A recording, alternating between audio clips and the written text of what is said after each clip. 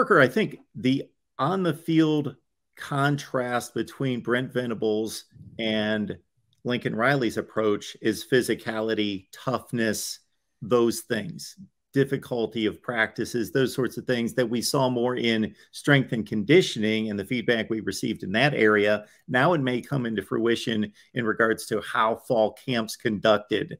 Do you have a feel for that? Yeah, well, I mean, you said it, Mark. Brent Venables, when you think about the way that his football teams are uh, built, I suppose, from the ground up, when you're talking about what they're doing every week from fall camp on into bowl week, and then in the offseason, once you get to spring practice, year round, summer workouts, whatever the case may be, that is the primary emphasis for a Brent Venables football team is physicality. Venables is force. Lincoln Riley was more finesse. And so this is going to be a different flavor of Oklahoma football. And I think looking ahead to fall camp, one of the things I'm most curious about is although Venables does emphasize physicality, and although you're not going to play football for Brent Venables if you don't have that hard-nosed demeanor, you also have to be an incredibly intelligent football player to crack it in Brent Venables' defense because it's so intricate. And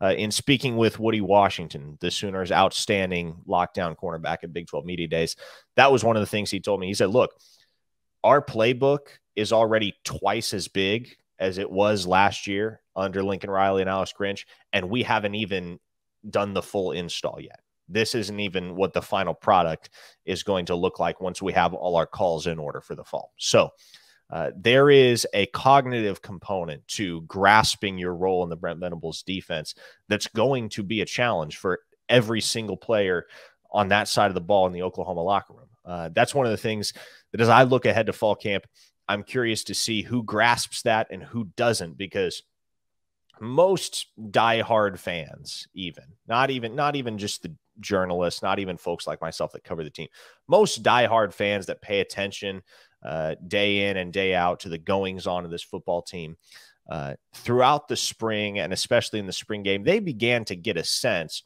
of who the 11 most talented football players on that defense were.